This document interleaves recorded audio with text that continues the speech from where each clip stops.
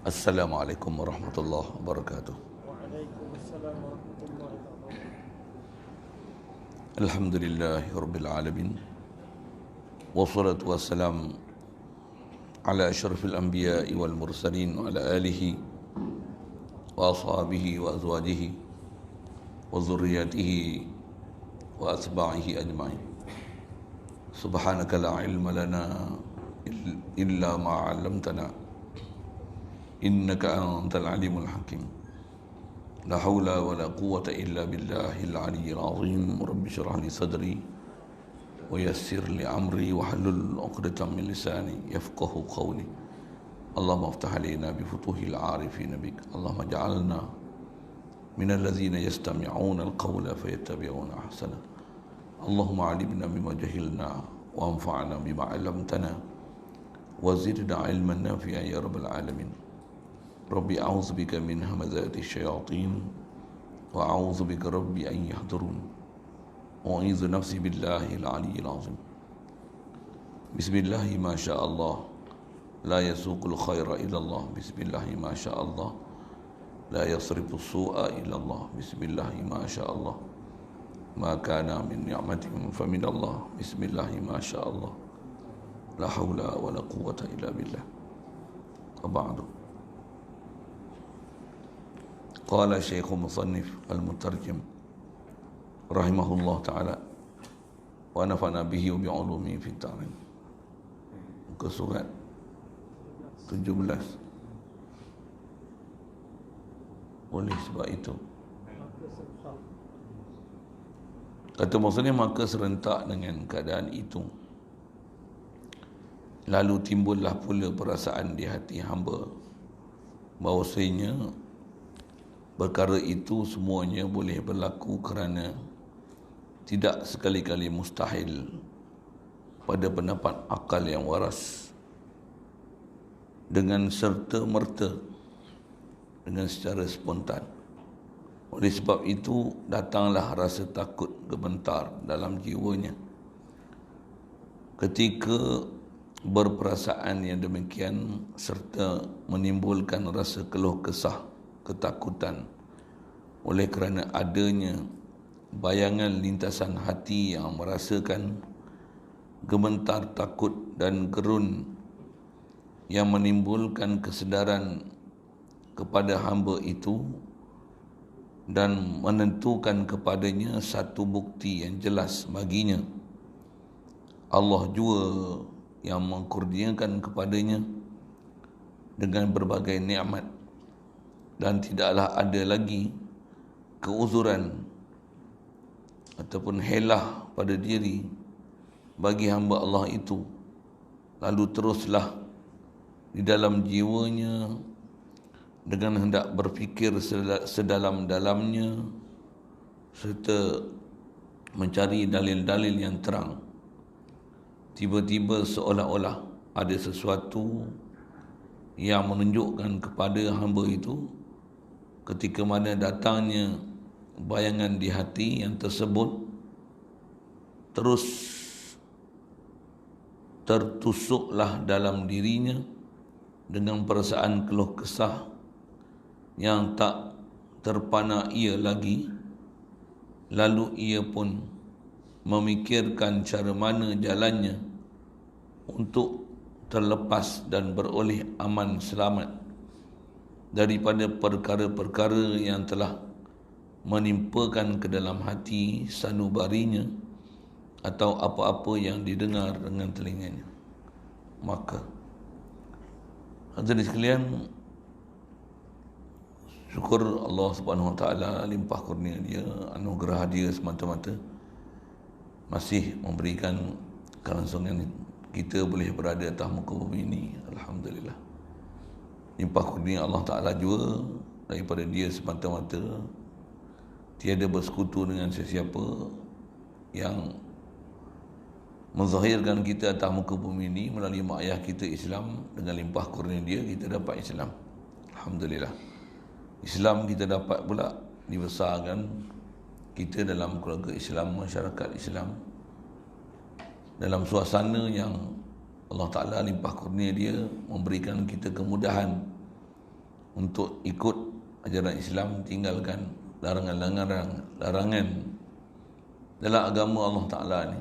Alhamdulillah, diberi kita kesedaran untuk belajar, khasnya belajar ilmu akidah, ilmu bagaimana nak meneruskan kehidupan ini sebagai seorang hamba Allah Ta'ala. Diberikan kita kesedaran, Alhamdulillah, untuk nak faham, nak kenal Allah Ta'ala, macam mana nak boleh hidup dalam keadaan mentauhid Allah Ta'ala, hidup hati sanubari kita ke Allah Ta'ala. Alhamdulillah, syukur diberi pada kita ada keinginan untuk belajar, mempelajari, mengetahui, mengenali siapa dia Nabi Muhammad sallallahu alaihi wasallam. Dan syukur banyak kita ni Allah Ta'ala jadikan sebahagian daripada umat Nabi Muhammad sallallahu alaihi wasallam. Diberi kita pula keinginan, kehalubaan yang berterusan untuk terus berada majlis ilmu, untuk kita makin belajar supaya boleh makin memahami perjalanan kita untuk melalui perjalanan sebagai seorang hamba Allah Ta'ala, agar kita benar-benar hidup atas muka bumi ini tepat macam mana kehendak dia, macam mana diajar oleh Nabi kita Muhammad sallallahu alaihi wasallam. InsyaAllah kita manfaatkan pertemuan malam ini meneruskan bacaan daripada kitab kita, terjemahan daripada Minhajul Abidin ini, yang nak meneruskan bacaan daripada kitab ni, yang bicaranya dia nak menceritakan bagaimana seorang yang kalau Allah Ta'ala nak berikan hidayat pada dia, akan rasa tenang dan rasa lapang pada diri seseorang tu untuk dia nak menerima apa saja perintah Allah Ta'ala. Dengan bahasa lain, dia akan menerima apa saja atas nama agama, atas nama Islam. Dia akan rasa seronok, terbuka hati, lapang dada, akan rasa mesra dengan apa-apa saja perintah yang datang daripada perintah Allah Ta'ala. Suruh semayang, suruh puasa, tutup aurat, tinggalkan benda-benda yang haram, arak, judi, bercampur gaul lelaki perempuan, hiburan-hiburan yang tak patuh syarak, hiburan keterlaluan, menyanyi, berjoget yang tak ada kena-mengena dengan ajaran Islam, dengan mudahnya boleh tinggal. Walaupun sebelum daripada menerima sinaran hidayat daripada Allah Ta'ala ni, dia bergelumang dalam keadaan lalai, bahkan lalai selalai-lalainya, tak pernah nampak masjid, surau, majlis ilmu, apatah lagi nak bangun, nak buat ibadat, apatah lagi kadang-kadang ibadat tapi hati tak pernah rasa hidup, tak pernah tenang untuk melakukan taat pada Allah Ta'ala. Bahkan kalau belum mendapat hidayat, belum dapat pancaran iman dalam hati ini, kalau buat ibadat pun sebenarnya tak pernah rasa ibadat, bahkan hanya semata-mata taat zahir, tak pernah kenal siapa disembah, tak pernah ada keinginan nak berzikir, nak tafakur, nak merasai kehebatan siapa yang mencipta kita, yang memiliki kita, mentadbir kita, mengurus kita, yang menjadikan seluruh alam ni yang dengan limpah kurnia dia itu kita ada. Yang Allah Ta'ala dialah memberikan semua kurniaan kita daripada hujung rambut sampai ke hujung kaki. Dialah jadikan jasad kita ni. Bersama dengan tu dia bagi kita roh kita, diberi ilmu dengan akal, diberi kita ada perasaan, ada kederat, kaki tangan sempurna, dengan bermacam keupayaan, kepandaian, kebijaksanaan, boleh mendengar, melihat, boleh bercakap, berbicara, petah bercakap. Dengan sebab tu milik harta, kepandaian, mengumpulkan perbendaraan dunia. Allah SWT dialah yang kurniakan segalanya kepada kita. Alhamdulillah, Allah Ta'ala paling besar nikmat diberi pada kita bila dia sedarkan untuk kita mengenal dia, memahami dia, bagaimana untuk benar-benar mentauhidkan dia, mengasakan dia, dan dibawa ataupun dibuka pintu hati kita untuk betul-betul belajar ilmu tauhid, macam mana nak tauhidkan dia, mengasakan dia. Dibawa ataupun dibuka pintu hati kita seluasnya untuk nak betul-betul hidup macam mana menepati SOP, ikut perintah dia, bukan ikut selera kita, bukan ikut mana-mana pahaman yang selain daripada yang ditunjuk oleh baginda Nabi Muhammad sallallahu alaihi wasallam. Alhamdulillah. Itu yang sikit sebanyak sambungan dengan kita bicara dulu dengan sekali lalu.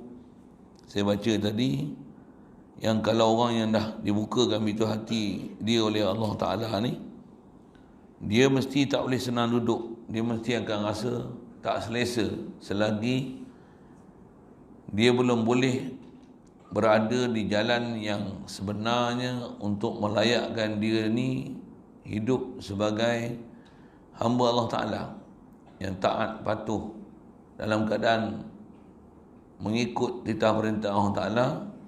Selagi dia tak boleh duduk di atas perjalanan yang betul, tunjuk ajar yang betul, sentiasa rasa resah, keluh kesah, gelisah kan? Kerana dia belum faham, belum kenal, belum mengerti perjalanan yang sebenar-benar yang dia kena lalui, dan dia akan merasakan pada diri dia tidak ada sebarang helah, keuzuran untuk dia nak beri di akhirat nanti, khasnya kalau dipersoalkan kepada dia tentang nyawa, nikmat, anugerah daripada ilahi, diberi akal, pandangan, penglihatan, kekuatan, keupayaan, harta benda, anak isteri, dalam masa yang sama dipertemukan kita dengan guru, dengan orang yang boleh membimbing kita untuk mentauhidkan ilahi. Dia tengok ilmu tu semua kita tak pelajari. Orang yang kalau dah dibuka pintu hati ni, dia tak boleh duduk selesa dah. Dia akan rasa satu tusukan yang begitu mendalam dalam hati dia untuk dia kena bangun. Dia tak boleh jalan macam orang biasa dah. Dia kena jadi luar biasa. Dia tak boleh hidup macam orang awam, celik pagi, bangun pergi kerja cari makan, sambil-sambil itu semayang, lepas tu hari-hari macam tu, waktu cari kesenangan, beli kereta, beli rumah, hutang, contohlah. Lepas tu bangun pagi, malam balik, lepas tu sambil itu semayang, zikir. Hari-hari ni rutin hidup. Lepas tu sambil-sambil itu buka TV, tengok Astro, tengok enjoy hidup muka bumi ni. Tak tahu matlamat nak pergi mana. Orang yang kalau dah dibuka pintu hati dia oleh Allah Ta'ala, dia tak akan selesa duduk cara macam ni. Bahkan dia akan memikirkan bagaimana jalan untuk dia lepas daripada kekangan hidup dunia yang macam ni, sibuk dengan dunia tak sudah-sudah, umur dah tua, Quran tak boleh baca, sembahyang fardu pun kelang kabut, jemaah pun sekali-sekala, sembahyang sunat sampai lani tak boleh nak buat, qabliyahnya, ba'diyahnya, tahajud nak bangun dulunya lah payah, duha tak pernah buat seumur hidup. Katalah dengan bahasa-bahasa itu, nak buka Quran, nak buka kitab, nak pegang tasbih, duduk berzikir khas, nak ada istilahnya tawajuh, beradab, munajat dengan Allah Ta'ala. Selagi dia tak boleh bertemu jalan yang boleh membawa dia ke arah tu, orang yang kalau dah dibuka pintu hati dia untuk berjalan di atas jalan agama ni, dia memang tak senang duduk. Memang dia tak boleh hidup dengan macam mana yang ada sekarang. Bahkan dia akan sentiasa mencari, dia nak belajar, dia nak tahu, dia nak duduk di bawah bimbingan guru yang boleh pimpin dia, bawa dia untuk macam mana nak rasa ketenangan hakiki. Yang apatah lagi kalau seseorang tu dia dah lalui macam-macam kerenah hidup, dapat pangkat, dapat harta, dapat rumah, saudara mara, kawan, projek apa seumpamanya, tengok tak tenang je, duit banyak, habis je kan. Ada isteri kadang bercerai je kan. Contoh lah kan. Rumah besar, siap rumah, mula-mula haloba kira tak kira nak dapat. Duduk. Biasa je pun. Dapat pangkat, orang sanjung, orang julang. Tak juga senang pun. Dapat jawatan, kahwin pula, dapat anak. Contoh, tak ada senang juga, ngelabah juga rupanya. Orang yang memang dah dibuka pintu hatinya, memang dia tak boleh duduk dalam keadaan macam tu. Bahkan dia akan terus mencari bagaimana jalan untuk ada hubungan dengan ilahi supaya mendapat kebahagiaan hakiki. Jadi yang ni yang kita nak sambung muka surat 18 tu, perenggan kedua tu. Maka baca. Maka dengan apa caranya sekalipun tidaklah ia berupaya mendapatkannya cara selain daripada menilik dan merenung dengan tilikan akal logik pada segala bukti yang terang serta mengambil dalil bandingan dengan sebarang perbuatan. Tentulah ada pembuatnya, sepertilah juga semesta alam ini menunjukkan adanya yang menciptakannya, iaitu Allah, supaya ada terdapat kepadanya sebenar-benar yakin mengenai perkara yang gaib. Jadi orang yang dapat hidayat ni pertama sekali dia akan jadi berakal dan berfikir untuk mengenal siapa pencipta dia. Itu pertama sekali. Satu, belum dikira dapat hidayat kalau orang hanya boleh ibadat tapi dia tak mengenal siapa yang menjadikan dia. Tak kira. Satu orang yang kalau betul-betul dapat hidayat, memang hati dia akan kuat untuk mengenal dengan apa yang ada sekeliling dia. Dia dah mula nak berfikir dan dia boleh memikir dan bahkan terbuka fikiran dia untuk kata, macam mana aku nak boleh ada hubungan dengan Tuhan ni. Dia mesti ada tu dulu. Orang yang dapat hidayat, dia mesti kat situ. Orang yang kalau macam kita ni daripada kecil dah dilatih dengan semayang, pakai jubah, sorban, katalah gitu. Dah boleh baca Quran. Memang semayang dah, puasa dah, tutup aurat dah, semayang berjemaah dah. Tapi tak pernah dalam fikiran kita terfikir nak mengenal aku ni sembah siapa. Sembahyang ni nak khusyuk macam mana? Khusyuk ni apa? Contohlah kan. Takkan khusyuk dalam sembahyang je. Luar sembahyang nak kena khusyuk tak? Luar sembahyang nak kena ingat Allah Ta'ala tak? Nak tauhidkan dia tak? Kita ada mata, ada tangan ni. Macam mana nak bagi hadir hati Allah pandang aku, Allah bersama dengan aku, dia melihat aku.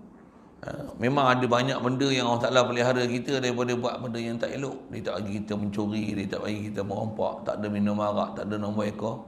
Itu bagi yang siapa tak ada buat kesalahan tu lah. Ada orang dalam masa yang sama kena semayang, baca Quran, tapi boleh rasa kemungkaran yang ada kat diri sendiri. Mata kita khianat, telinga kita khianat. Kadang duduk semayang, sekerap orang sapu je. Jumpa dompet, pantang tengok, betul duit. Dompet bertabur tengah jalan, buka. Tengok ada dara lalu, pantang ada yang lalu. Tengok sampai hujung mata. Jaga weh. Apa masalah tu? Memang ada masalah. Memang ada masalah lagi. Kalau orang yang dah buka pintu hati dia oleh Allah Ta'ala, dia akan rasa dah, aku ni masalah banyak ni. Duduk semayang, duduk Ngaji, duduk depan lah tu. Yang duduk belakang tu Yang duduk belakang tu, kalau dia memang sedar, aku ni macam mana, bila lah aku nak duduk depan, bila aku nak duduk rapat, bila aku ni nak bersungguh mengaji, bila aku nak boleh buat kitab, bila aku nak pandai, bila aku ni, kalau dia macam tu, Alhamdulillah. Maksudnya memang dah dapat nur hidayat tu. Tapi kalau biar, lama-lama kau kelam, lama-lama tak main masjid tu. Iya. Saya bukan nak kata siapa-siapa, nak kata ada suasana kat kita tu macam tu. Saya pun dah istilahnya berumur juga lah kan. Walaupun ada yang lebih berumur lagi, kita boleh merasa keadaan macam tu kat kita kan. Kalau memang kita benar-benar memang dibukakan pintu hati oleh Allah Ta'ala, kita memang akan tak selesa dengan apa yang ada kat kita macam tu je.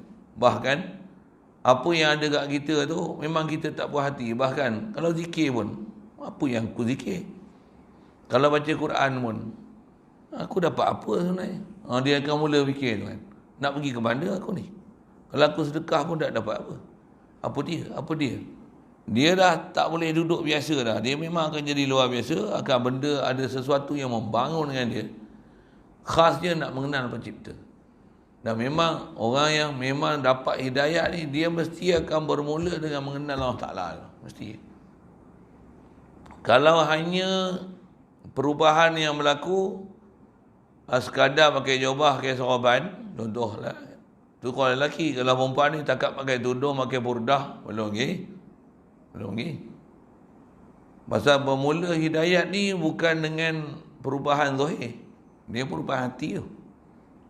Pasal hati ni kalau dia berubah, memang dia akan berubah sampai tahap perubahan maksimum, total. Kalau takkan berubah pakai jubah sorban, dia takkan berubah hati tu je. Tapi yang lain macam-macam ilmu pun kadang tak belajar, Tuhan pun tak kenal. Dia hanya perubahan zahir je, luaran aja. Satu dengan apa yang Imam Ghazali sebut ni, kalau orang yang betul-betul yang istilahnya dapat hidayat sungguh pada Allah Ta'ala ni, dia akan bermula berfikir dalam bab ketuhanan. Terus. Dan dengan bandingan ini. Dan dengan bandingan ini mengetahuilah dia hamba dengan yakin dan benar-benar ada baginya Tuhan Allah yang menjadikan dan memberikan nikmat kepadanya, sekalipun ianya Allah tidak dapat dilihat dan didengar. Tetapi alam semesta yang indah dan unik ini jadi bukti menerangkan kepada hamba, lagi dipertanggungjawabkan ke atasnya dengan perintah dan larangannya Allah. Jadi kalau orang yang memang dapat hidayah ni, dia mesti hak ni. Yang ni mesti ada kat dia. Satu, kalau kat kita, walaupun boleh taat, walaupun kita ni istilahnya jadi orang-orang yang khas. Orang khas ni siapa? Jadi ustaz. Bila saya buka kat macam orang macam saya dulu kan. Jadi ustaz, tu jadi al-hafiz. Bolehlah gitu kan. Ni orang khas ni, bukan orang awam ni. Jadi imam, jadi bilal. Tambah pula jadi syekh-syekh, jadi tuan-tuan guru, jadi mufti. Lagi apa lagi? Jadi pak lebai. Jadi mak haji. Apa lagi? Ini istilah-istilah orang khas lah ni, bukan orang awam ni. Tapi tak ada perasaan bertuhan. Maksudnya masalah ni. Salah ni. Tambah pula perasaan bertuhan, kalau ada, adalah Tuhan aku Allah. Kalau tanya pula bagi soalan,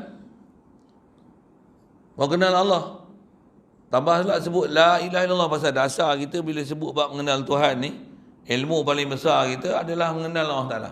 Mengenal Allah Ta'ala tiada sepir lain, melainkan mesti faham la ilaha illallah. Kalau nama Pak Lebay pun, Pak Lebay apa makna la ilaha illallah, faham tak?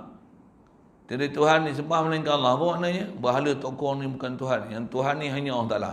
Tak betul lagi, sesat lagi tu. Sesat lagi. Bukan saya sebut ni, tengok kita ulama kita sebut.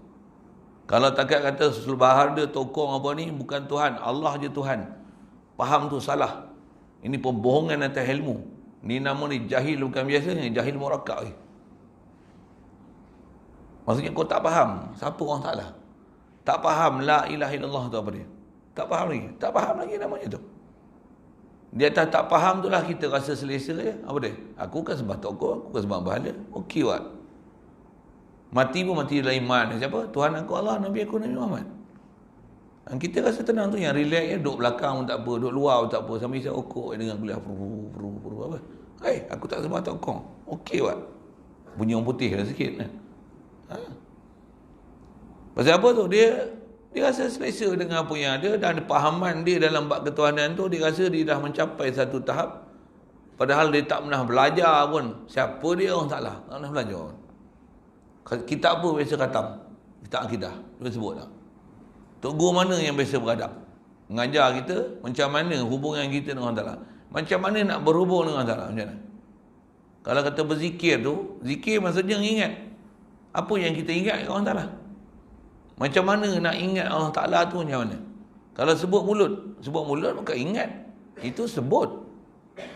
Macam kita teringat anak kita, mesti ada benda kan yang menyebabkan jatuh hati kita ke Allah Ta'ala. Ke anak kan. Jadi ingat Allah Ta'ala, mesti ada yang menjatuh hati kan kita ke Allah Ta'ala. Allah. Apa yang Allah? Yang banyak Allah mengeluh dia lah. Allah kena PKP lagi. Allah tu bukan kenal tu, mengeluh tu. Satu kalau kita bertugas sebagai Bilal pun misalnya, Allahu Akbar, Allahu Akbar. Adakah sebut tu Allah hebat? Ya Allah, aku kerdilnya, ya Allah, hebatnya engkau. Macam tu ke? Kita rasa ke kosong je? Ataupun takat nak tayang suara je? Kan? Allahu Akbar, Allahu Akbar. Duk kira tangannya tayang suara Asyhadu an la ilaha illallah. Suara saya tak sedap lah. Jadi yang dia nak tu apa?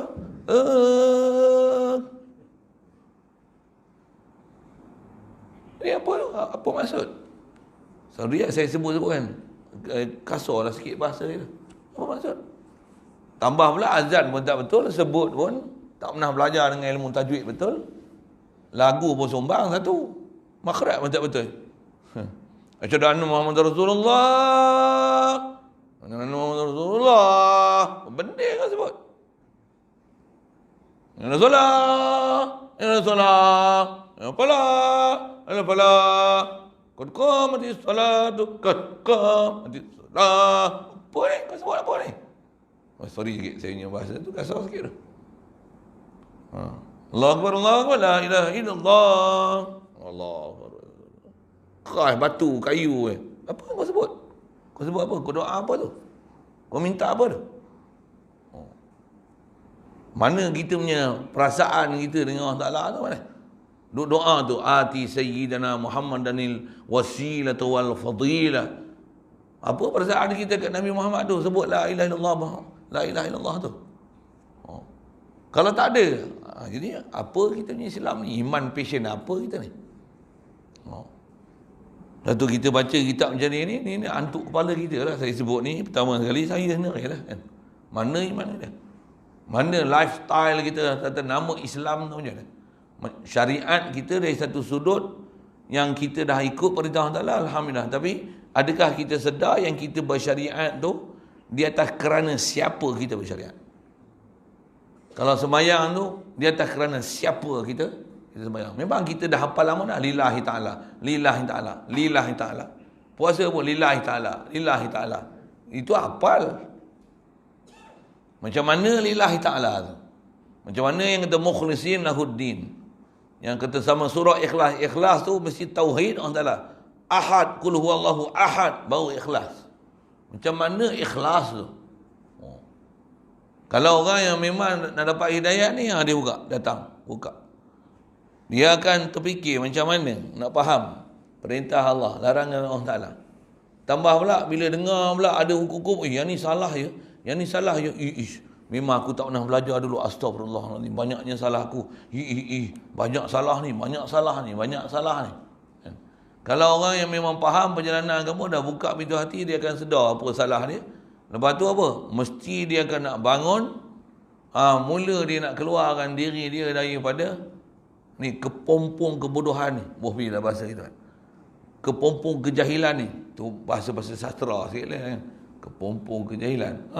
Duduk nak keluar daripada macam katak buah tempurung bodoh tu, duk rasa macam dia pandai lah. Duduk alam yang aku ni duduk dalam Islam power punya. Rupanya bila buka tempurung tu, besar lagi agama ni rupanya. Banyak lagi aku tak tahu.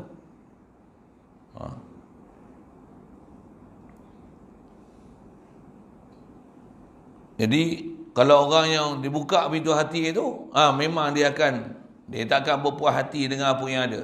Bahkan kalau dia taat pun, dah ada ilmu pun, dah kenal Allah Ta'ala sekalipun, dah belajar sekalipun, dah faham sekalipun, dia jadi lebay dah, jadi ustazah dah contoh, jadi ustaz dah, jadi syekh dah, jadi maulana dah, macam mana? Dia takkan puas hati dengan diri dia. Siapa? Sentiasa merasakan aku ni terlalu daif, ya Allah, sikit sangat ibadat aku, aku sikit sangat zikir aku, selawat aku. Kalau orang yang dibuka pintu hati, dia tak akan pernah rasa berpuas hati dengan apa ibadat dia buat. Mudah-mudahan Allah Ta'ala bagi kita hak tu, dan sentiasa dia haluburkan kita untuk terus nak belajar macam mana nak bagi duduk betul-betul di atas landasan yang sepatutnya, yang macam mana Allah Ta'ala suruh. Terus dengan inilah.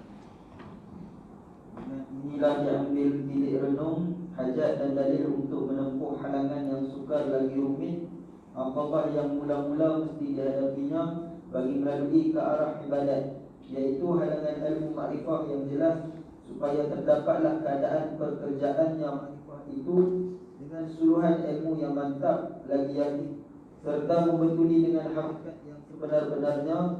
Dengan sebab itu mulailah ia melaluinya tanpa dapat dielakkannya dengan semasak-masak tilik fikir pada dalil-dalilnya, sepenuh-penuh timbang fikir serta belajar dan bertanya kepada sekalian alim ulama akhirat agama. Okey, itu dulu. Jadi yang ni dia nak kata, kalau orang yang memang dah sampai istilahnya dapat hidayah betul, dia merenung diri dia dengan hujah dalil, memang dia ada Tuhan, memang ada Nabi yang dia kena ikut. Jangan tak tahu, dia mesti akan ada kesedaran, apa dia? Tempuhan pertama dia untuk dia melalui jalan untuk menjadi hamba Allah Ta'ala yang real punya hamba ni, dia mesti melepasi bahasa yang dipakai sini apa? Aqabah. Dia mesti lalui halangan ni besar sekali. Apa dia halangan besar sekali? Dia kena lalui halangan untuk kenal Allah Ta'ala, istilah disebut ma'rifah, mesti ada ilmu yang jelas dalam bab ketuhanan, kena keluar daripada kepompong bodoh ni. Saya nak guna bahasa bulu tu kan. Kena keluar daripada bodoh ni. Pendek kata, kalau tanya bab ketuhanan ni, clear. Apa yang menyebabkan jadi iman, apa yang jadi kufur, apa batas iman, apa batas kufur. Allah Ta'ala ni apa selayaknya kat dia, apa tak selayaknya pada dia, apa sifat wajib pada dia, apa mustahil pada dia, apa harus pada dia. Dan apa pula sifat kita ni, makhluk ni, apa sifat makhluk ni yang kita asal tak ada. Yang kita ni baru, kita ni binasa. Kita ni semua serupa je. Semua martabatnya makhluk. Hebat macam mana pun makhluk. Ada duit, harta banyak pun, harta pun makhluk. Ada pangkat pun makhluk. Ada kemuliaan pun makhluk lah ke? Nak rasakan, bagi faham makhluk ni apa hebat macam mana pun, kalau kata jadi apa Perdana Menteri kali pun masih makhluk. Kalau kuli sapu sampah pun masih makhluk. Kemuliaan bukan dengan pangkat sesama manusia. Kenal pula kita ni apa, tak boleh berdiri sendiri, mesti berhajat pada yang menciptakan kita. Dan kita ni banyak, ramai. Dan ramai kita ni, walaupun ramai di sisi Allah Ta'ala, kita ni serupa saja. Apa dia? Tak ada nilai pun. Allah Ta'ala tak pandang pun zahir yang ada pada kita ni. Bahkan yang dipandang kita, iman kita, sejauh mana kita kenal dia, takwa kita ke dia, bagaimana ada hubungan kita dengan dia. Jadi orang yang kalau dapat hidayah ni, dia mesti cari jalan sejelas-jelasnya untuk macam mana dia nak keluar daripada belenggu bodoh tak faham dalam bab ketuhanan ni, supaya sentiasa rasa bertuhan. Itu besar sekali. Dan dia akan cari jalan macam mana nak boleh makrifah Allah Ta'ala. Itu istilah. Istilah dalam ilmu tauhid ni bila disebut makrifah macam mana? Mesti ada yakin kepada Allah Ta'ala. Yakin tu apa? Atau istilah bahasa Arab, yakin ni tasdik, membenarkan, mengiyakan. Soal, adakah kita betul-betul telah mengiyakan Allah Ta'ala, Allah sebagai Tuhan? Dan benar-benarlah kita dah faham sungguh memang Allah ni ilah kita. Makhluk tak akan mempunyai sifat ilah sama sekali. Ada ilmu yang nak kena selesai itu. Memang ke depan dia akan sebut sikit sebanyak. Yang apa yang kita faham, yakin tu pula mesti tepat. Yang digunakan bahasa ini membetuli dengan hakikat sebenar. Tepat, Allah ni satu. Allah ni tak serupa dengan makhluk sama sekali. Laisa kamitslihi syai', lam yakul lahu kufuwan ahad. Mustahil duduk di arasy, mustahil ada muka, mustahil ada tangan, mustahil bermata, mustahil berjuzuk anggota. Kalau yang ni pun belum selesai, sia-sia jadi hamba Allah. Akidah tak selesai, hebat macam mana ibadat, jubah serban kau macam mana pun, akidah rupanya Wahabi bahasa itu. Sesat bakat. Dua akidah Allah tak arah, tak selesai. Tak selesai. Ngajilah kitab mana pun, kalau doa Allah tak arah, out. Ada pelajaran yang kena belajar tu, kena faham elok-elok apa dia akidah betul yang dinama akidah salafus soleh tu. Macam mana yang dikata salaf tu betul-betul. Kalau yang ni pun fail, gagal memahamkan apa dia akidah salaf. Macam mana yang akidah salaf tu, macam mana dia duk faham akidah salaf ni? Akidah berintikadkan Allah tak arash. Itulah akidah salaf. Sesat. Kasar sikit lah bahasa saya tu. Bahkan telah difatwa oleh majlis-majlis kaum Islam, Perak, Selangor, Negeri Sembilan, Johor, Kelantan, Terengganu, Kedah. Boleh kata semua negeri yang atas akidah ahli sunnah wal jamaah ni antara senarai ajaran sesat pertama sekali apa dia? Allah Ta'ala. Allah ada muka, Allah ada tangan, berpegang dengan zahir ayat. Kalau kita yang ni pun tak selesai, tak boleh kenal mana hak dan batil. Bahkan kalau ada orang kelahi-kelahi, kita ada bunyi macam ni pula. Duk kelahi apa tak habis-habis lagi ni? Bab akidah ni. Macam kita pula hero pula. Macam bagus saja macam kita punya akidah betul. Betul duk pelik kenapa orang duk kelahi-kelahi ni. Apa duk kelahi-kelahi ni? Duk wahabi-wahabi, duk label-label orang. Apa duk sibuk label-label orang? Memang kena label. Itu yang kena belajar betul-betul tu. Kalau tak ada label, Al-Quran tak turunlah dengan ayat Quran. Qul ya ayyuhal kafirun. Oi, orang kafir. Ada label lah, kafir. Innal munafiqina lakazibun. Orang munafik ada label lah, munafik. Ada label. Faulaika humuz zalim. Ada label zalim. Ada label fasik. Ada weh.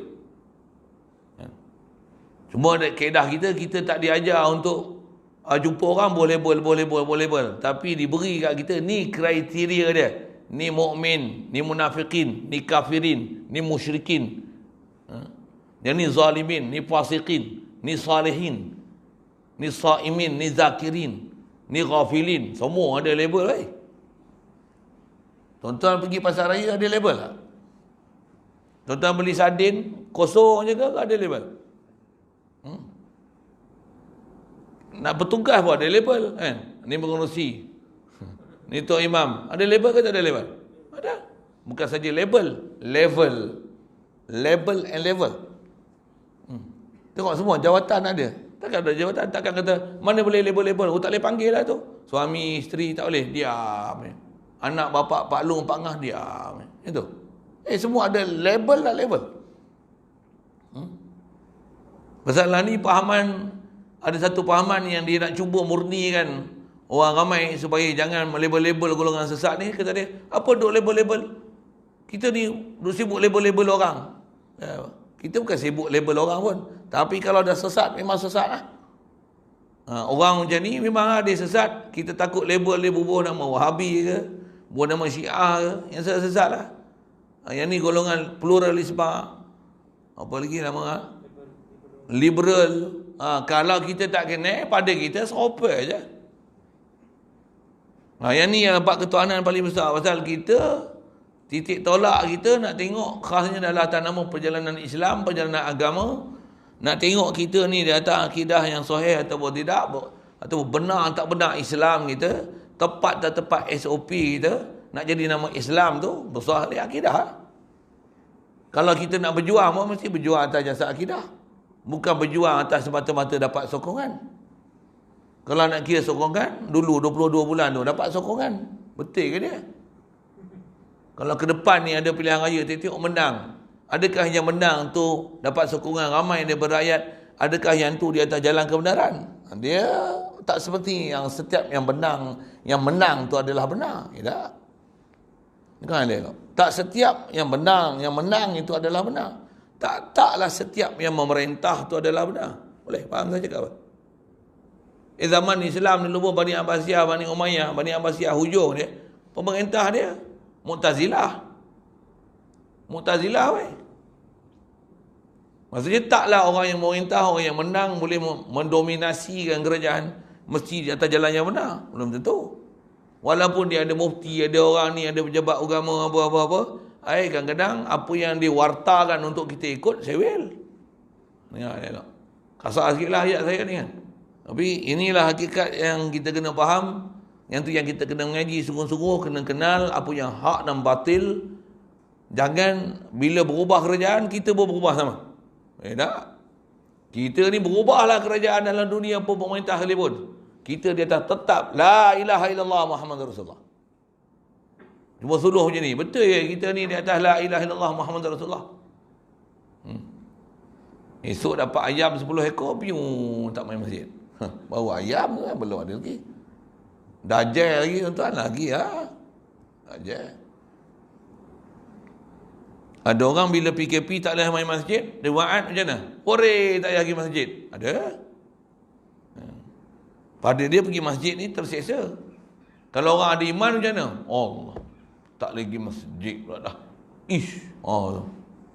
Bantah dia nak, boleh mari. Alhamdulillah. Dia tak boleh mengaji lagi. Alhamdulillah. Seronok boleh mengaji. Pula tu mengaji, janganlah duduk belakang. Sekali lagi. Kalau seronok mengaji, takkan macam tu rupa dia. Mengaji pula. Bersungguh ke tak sungguh? Memang tuntut ke main dengar? Ya. Tuntut lain. Cuma kitab yang kita belajar ni, ialah dia dalam bentuk nasihat, nak bawa tunjuk jalan macam mana nak pergi jalan menjadi hamba Allah Ta'ala.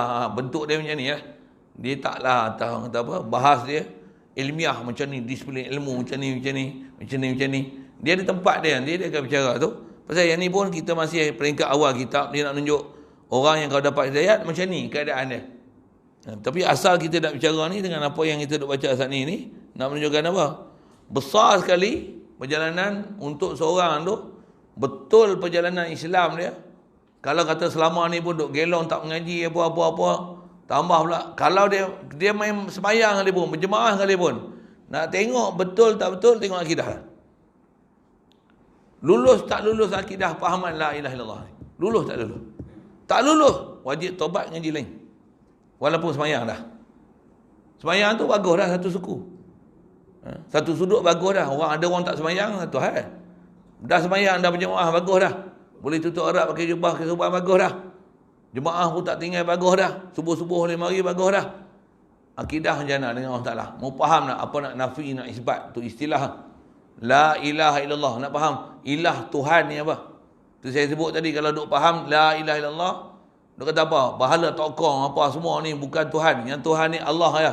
Tak betul faham gitu. Dengar elok tu. Ada nak soal pun, soal lah lagi sekali lalu. Pasal ruangan saya beri tu. Dia kata, selama ni duk pegang macam tu lah Ustaz. Batu tokong tu bukan Tuhan. Yang Tuhan ni Allah ya. Salah lagi kan? Salah. Ustaz kata tadi sesat dia. Sesat lagi. Betul hak betul apa dia? Betul apa dia? Nak buat macam mana? Macam buku. Mana boleh? Kena mengaji. Nak ngaji dengan siapa? Siapa dia nak ajar? Siapa dia yang digunakan bahasa ini? Nak pergi jumpa, nak pergi belajar, nak pergi bertanya kepada sekalian alim ulama akhirat. Orang yang betul-betul yang reti dalam pahaman agama, yang hidup dia ni memang nak bawa agama. Bukan syarat dia mesti jadi menteri agama. Kasar lagi tu.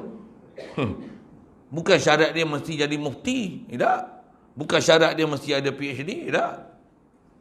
Dan jangan tak tahu, tutup guru kita semua dulu, kalau ditawar jadi mufti pun, dia tak mau jadi mufti. Dengar elok ayat tu. Apatah lagi tawar untuk jadi menteri macam dah. Lagi dia tambah dah.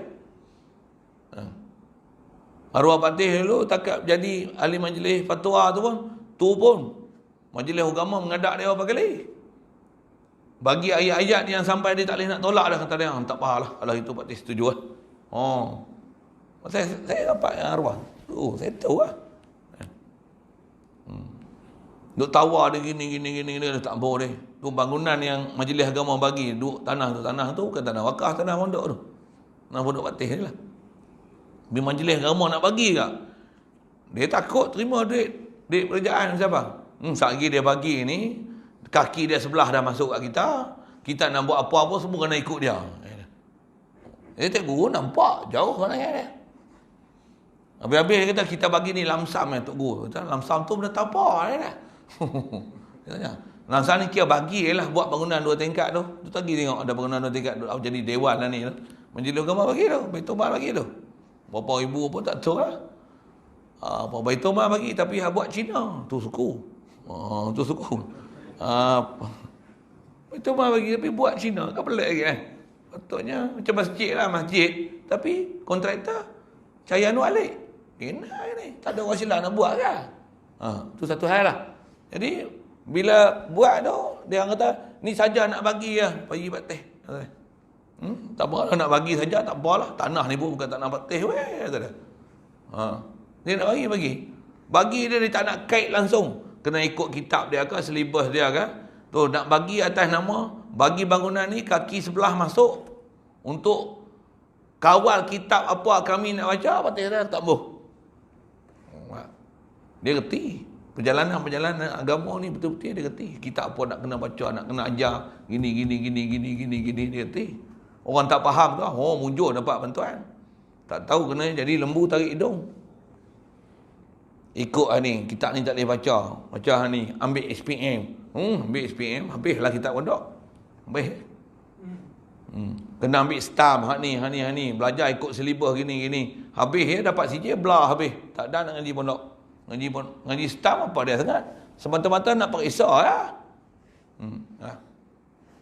Ni siapa dia betul-betul yang nama ulama akhirat ni, siapa dia? Tambah nak cari zelani yang betul-betul nama Tok Guru ni, payah lah. Bahkan di atas kita tak faham agama lah ni. Kita duk faham agama ni, siapa yang dilantik jadi jawatan faham kita, itulah pandai agama sekali. Tak, belum tentu.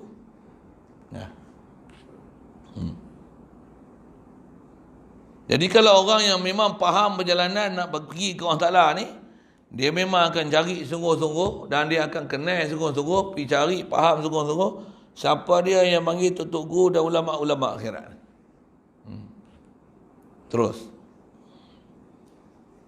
Mereka itu adalah yang menjadi penunjuk jalan sebagai pelita umat dan pemimpin-pemimpin bagi ketua-ketua, juga tempat mendapat pedoman dan ikutan, memohon mendapat hidayat serta doa yang soleh dari mereka untuk mendapatkan taufik dan pertolongan hingga membolehkannya hamba menempuhinya akibat apa-apa, iaitu semata-mata dengan taufik Allah jua. Dia kata ulama akhirat ni orang yang memang dah sampai puncak jalan.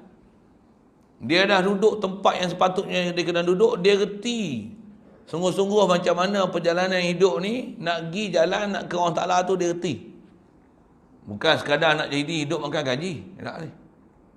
Bukan sekadar untuk buka sekolah, buka madrasah.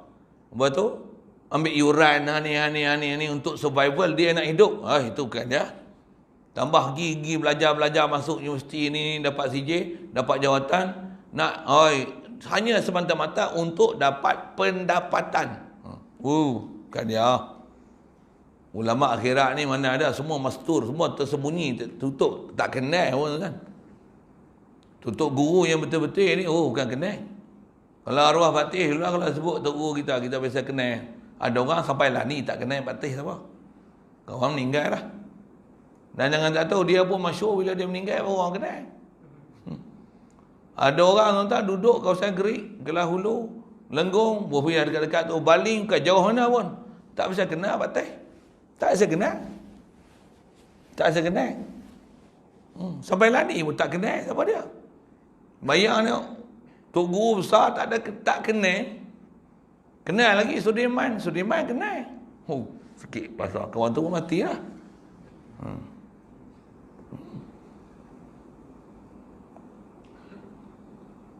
Kalau orang yang memang ulama akhirat ni, Masya Allah. Ada orang duduk keruh duduk Kelah Hulu.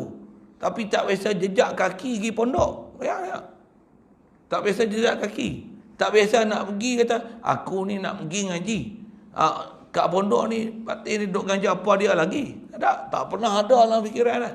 Pada dia, padan lah. Dia main ngaji masjid dengan orang-orang kelak tu. Tambah pula bahasa dia, bukan senang nak faham. Tuan-tuan biasa dengar, tak dengar saya tak tahu. Dengan bahasa Hulu dia, ni mic tak ada labuh ini, duduk jauh sebatu tu. Ya, syukur. Kalau dia ngajar masjid ni, mic duduk sini, dia ajar tu. Lagi gelap. Buka spek depan. Kita bukan nak dengar sangat dia cakap apa. Laju lah tu. Dengan dialek dia, kehuluan dia tu. Saya ngaji betul-betul mengadak dia apa setahun nak pergi faham bahasa hulu. Ada orang senang duduk ni dengan kuliah, relax, tenang, macam ahli syurga duduk. Saja saya sebut bahasa gitu kan. Nak sebut apa ni? Ada orang tak faham macam mana nak mengadak dia, apa dia adab, apa benda dia ajar, apa yang nak ambil kat dia. Ada orang pergi ambil berkat. Gigi bawa air sebotol. Betul. Contohlah, saya bukan nak marah pergi ambil air tu kan. Ni buat teh, japi sikit apa. Anak malah ngaji. Dia tak tahu dia pun tak mengaji. Dia kedua anak dia tak ngaji. Anak malah anak nak periksa ambil bawa SPM, bagilah dia berjaya sikit. Oh ni. Dia kira berjaya tu ambil SPM. Anak dia tak sembahyang apa. Bukan dia berdeli kan. Tak tutup aurat, campur lelaki perempuan, bukan dia berdeli. Dia pun tak berdeli mengaji. Tapi dia dah sibuk, anak dia tak mau pergi sekolah, malah pergi sekolah. Yang dia malah mengaji, pondok tak bisa sampai. Jadi kita kena perhati molek-molek tu, tak mana? Kena perhati elok-elok. Siapa dia yang kita nak ambil panduan untuk pergi belajar, nak ambil faham, khasnya nak faham bab ketuhanan ni, nak faham la ilaha illallah. Memang disiplin besar kita, ilmu kita situ. Satu kalau kita duk sibuk mengaji Islam, tapi kita tak sibuk mengaji bab akidah. Kita tak faham macam mana nak ada hubungan dengan Allah. Tak faham macam mana nak ada kasih dengan Rasulullah. Tak pernah pergi peduli hak tu. Masalah tu dengar saya.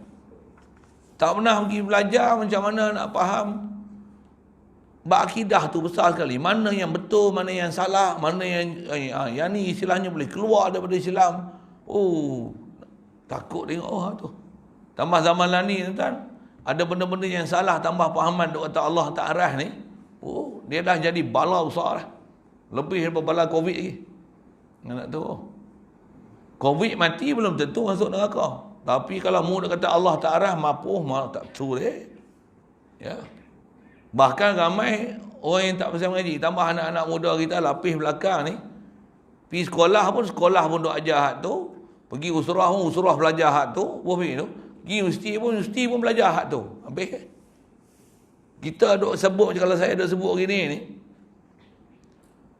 Allahumma salli alaihi wasallam. Kalau dia mau duk dengar, dia duk pelik, kata ustaz ni apa ni, duk kata pelik, duk kata akidah Allah tak arah ni salah.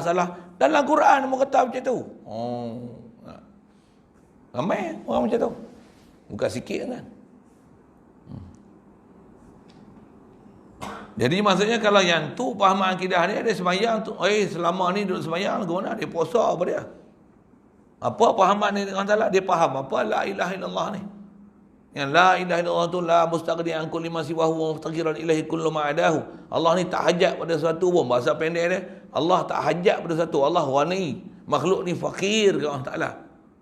Sejauh mana kita rasa kita fakir ke Allah Ta'ala, berhajat Allah Ta'ala, sejauh mana? Ilmu tu yang memang kena belajar sungguh-sungguh tu. Terus.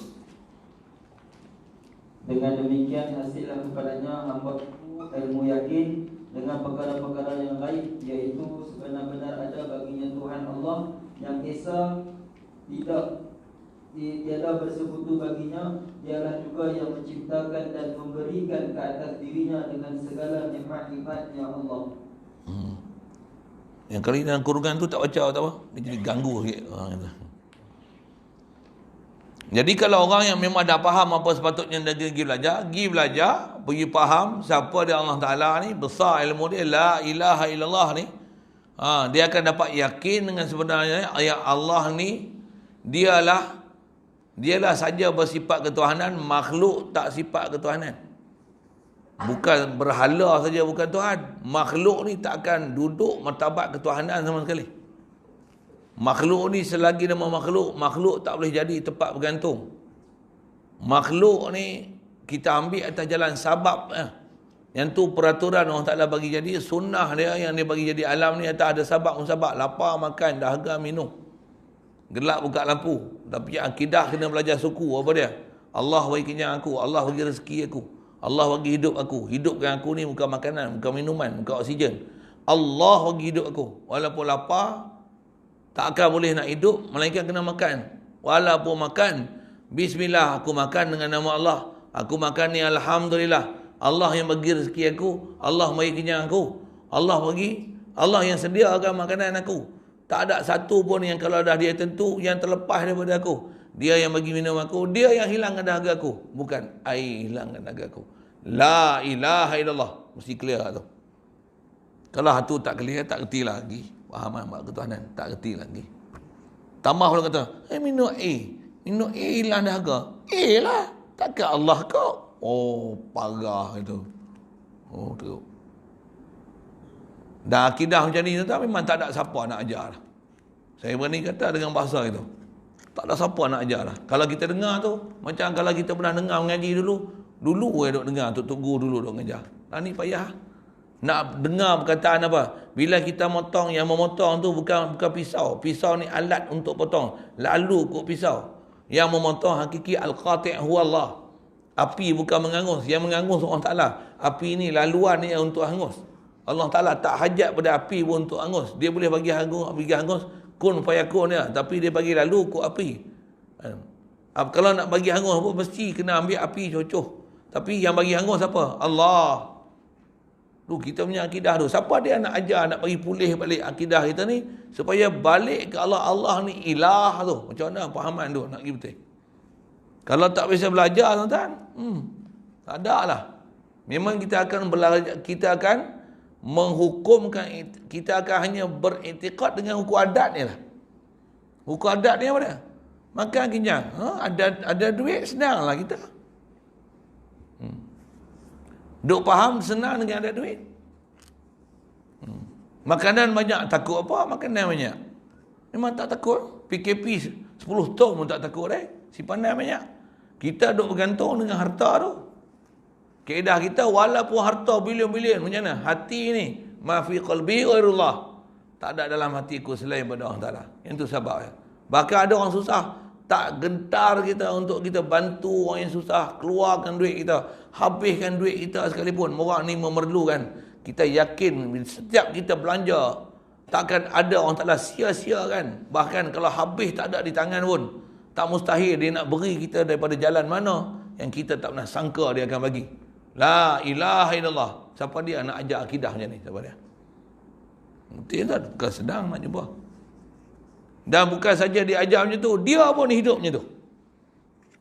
Dia pun hidup macam tu. Ada orang kadang boleh ajar, tapi dia tak hidup macam tu. Satu tengok, kalau arwah Fatih, Tok Guru lah. Bahkan semua Tok Guru, ulama kita yang duduk level tu, macam mana? Pondok dia bukan ada yuran.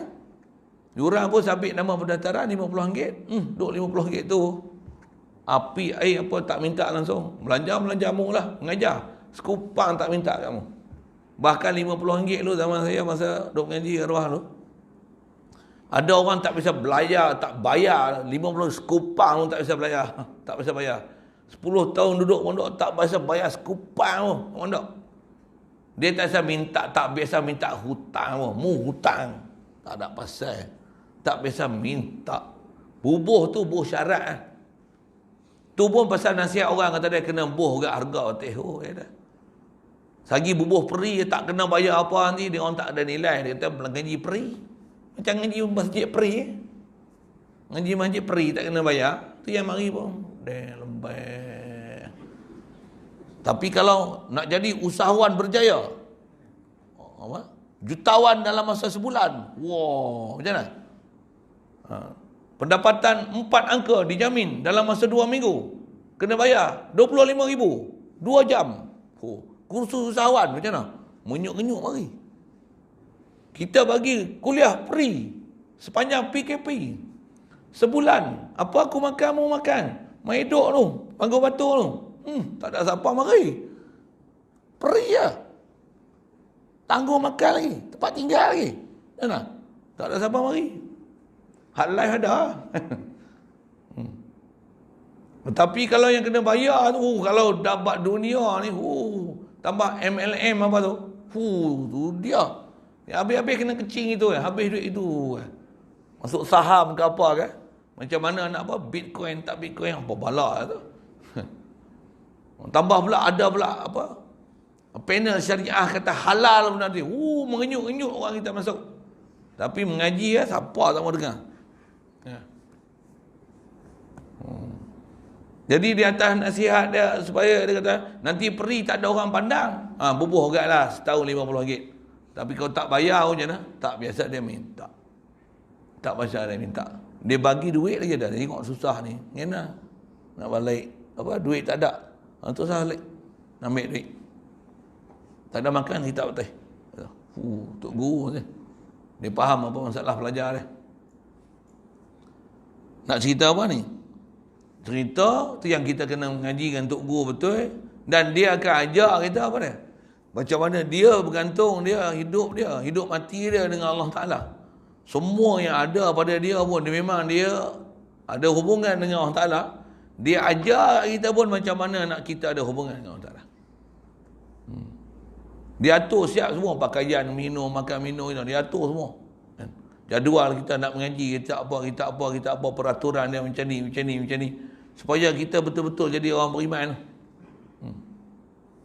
Terus.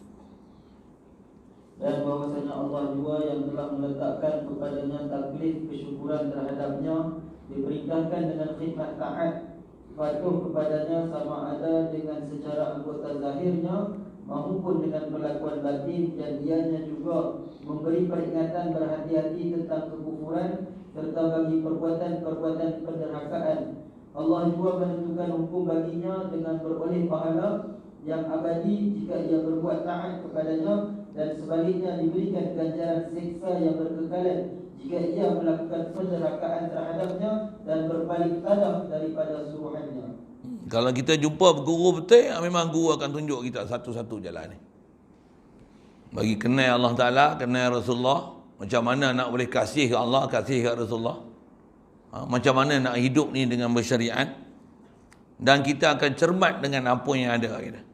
Kalau zaman lah ni sampai kena kempen baru nak balik pada ajaran Islam. Kempen apa? Bukan ada kempen besar-besar pun. Kempen beri balangan Muslim. Tak kat tu pun. Berapa banyak tu pun kita gagal banyak lah. Kita tengok kedai-kedai runcit ada keliling kita ni. Dia jual apa? Babah ada tak? Alagapah ada tak? Orang Islam jual barang Hindu. Ada tak cap apa? Mi siam mana jual lagi tak? Cap-cap siam tu. Siam pun siam puruk hijau tu lah. So siam kapir tu lah kan. Siam Muslim, mana ada kilang. Nak cari payah. Kalau ada pun tak masuk Malaysia dah. Semua barang-barang apa, kicap, sos apa, gambar apa. Maggi, Kimball, mana hak Muslimnya? Mana? Kita tu kalah dah. Sampai boleh kita makan isi perut kita, makanan semua hak ca. Kaf. Kaf tu keling. Ca tu Cina. Nak beli hak mie Muslim ni payah. Muslim pun tengok macam mana. Baju ketat, lengan pendek, sembahyang muda. Isap okok kuat. Semua. Mereka orang kita. Tapi Allah akidah dah tak ada langsung. Nak terima tu mereka ni nak kira sembahyang dulu, duha dulu, subuh dulu, zuhur dulu, maghrib, isyak, baca Quran. Kalau pelanggan tak mari tu pegang Quran duk baca tu selawat ke apa, payah nak cari. Kadang bagus dari sisi amalan tu, amalan orang kafir lagi. Wah, nak buka kedai sembahyang duha dulu. Pegang colok tu. Sembahyang duha cara demo lah. Saya nak tunjuk apa? Perasaan bertuhan tu ada. Kita ada tak buka kedai ni? Ya Allah, aku nak berniaga hari ni. Tak tahulah berapa pelanggan nak mari. Rezeki semua dalam ketentuanmu, ya Allah. Aku usaha je cari pelanggan gini. Tunggu. Sambil tu aku selawat, aku duduk zikir. La ilaha illallah. Aku takkan khianat, aku takkan tipu, aku takkan ni. Pasal apa? Aku yakin rezeki padamu. Yang penting aku jujur, aku tak khianat, aku tak tipu. Bahkan aku sedekah lagi pada siapa yang datang. Ni prinsipku. Siapa dia orang Islam ada macam tu? Siapa dia? Cari payah Ada yang tak sembahyang, subuh tak sembahyang, duha tak ada apa dah. Kadang mengaji pun tak kerja, nak cuci ikan macam mana, nak masak macam ni. Dia kira bisnes. Nak basuh ikat pun tak kerti. Mana najis, tak najis. Bak air pun tak pandai. Mana nama mutlak, tak mutlak, mutaghayyir, mustakmal. Tak kerti langsung. Mana nama najis, tak najis. Tak kerti. Nak basuh najis pun tak kerti. Islam apa bala ni? Jadi kalau orang yang tak faham ni, dia takkan kerti masalah taat, tak taat, dahaga, tak dahaga. Pasal nak basuh najis, tak kerti. Nak try, saya buat misal gini lah. Ambil katalah kita buat test tengok. Buat najis lah misalnya. Bancuh tepung, konon najis, untuk bagi bekas air, suruh dia cuci tengok. Macam mana dia cuci? Buah atas kapet tu, cuba cuci kan. Cuci kan. Macam mana mau cuci kalau yang tu najis? Macam mana cuci? Panggil seorang-seorang. Secara rawak. Tambah hak belakang tu, kita panggil hak tu dulu. Sorry lah, saya saja suka. Saya suka usik orang game belakang kan. Saya usik tu. Itu pun saya usik lah kan. Tak ramai main ke depan ni, mujur lah. Alhamdulillah. Pasal kadang-kadang hak belakang tu kat apa, dia warak, dia tak mau dikenali kan. Dia ni nanti jadi riak dia dah. Selalu panggilnya pakar-pakar hak belakang tu kan. Kita panggil lah. Cuba cuci tengok. Tengok dia cuci ke mana. Dan ada orang kita tak sensitif benda-benda macam tu. Kalau ada iklan dalam TV hak sesat lah, pada dia tak ada sesat apa. Contohnya, katalah ada anak dia kecil, pakai pamper, lepas tu tilam ni bau hancing busuk. Oh, busuk lah. Itu ada iklan dulu dalam TV kan. Tu lama dah. Lah ni saya tak tahu ada tak ada. Ada apa? Oh, jangan takut. Febris ada. Febris. Nama iklan dulu menatang tu Febris. Memang ada betul kan? Lah ni saya tak tahu ada lagi tak ada. Ada lagi kan? Oh, pada saya tu iklan tu sesat motor. Sesat bodoh punya. Sesat gila punya. Jangan takut, Febris ada. Dah tak bau lagi. Maksudnya diajar satu ajaran sesat untuk cuci najis hanya dengan spray gitu. Hilang bau, hilanglah najis. Kepelotok. Orang kita tak sensitif. Tak sensitif tu. Benar tu. Saya tengok soalan ni. Iklan tu, saya bukan gaji tengok TV pun. Sekali-sekali tu tengok. Astagfirullahaladzim. Ni iklan dalam TV. Gila ke apa? Saya dah. Ada orang tak apa pada dia. Biasalah. Biasalah ni semua pakai chemical apa-apa. Macam tu sanitizer tu. Kalau ikut dalam hukum PK ada bicara tu. Tok guru kita jangan kata sanitizer tu. Ni, buah select ni pun. Mau pakai beruh apa? Beruh apa mau pakai? Buah nama Bristol. Bristol tu mana tampah? Motor tak? Bulu bar pendek tu. Walau tu apa? Varnish tu kan. Tu suku. Duk panggil select tu lah kan. Tu katalah hak ni benda suci. Hak sapu tu. Orang bukan peduli lah ni. Orang bukan peduli lah. Beruh lukisan pun. Gambar apa, nama apa. Kadang-kadang tulis bulu babi pun tak tahu kan. Beli beruh, sapu buat lukisan. Kita tak peduli lah. Makanan pun tak peduli. Bulu apa pun tak peduli. Dalam masjid bukan peduli lah. Tambah pegang tongkat tu, Ittaqullah tu. Sapu kan? Bulu babi. Duk Ittaqullah, takwa apa? Mu pun duk pegang babi. Kadang-kadang najis tu, najisnya. Tongkat ni pakai seminggu sekali. Ada tongkat pakai setahun sekali. Setahun 2 kali ya. Surah yang buat sembahyang ayah lah kan. Tongkat tu duk sandar itu. Cicak, berak lah apa lah. Hari nak pakai tu, hamuh gini ya.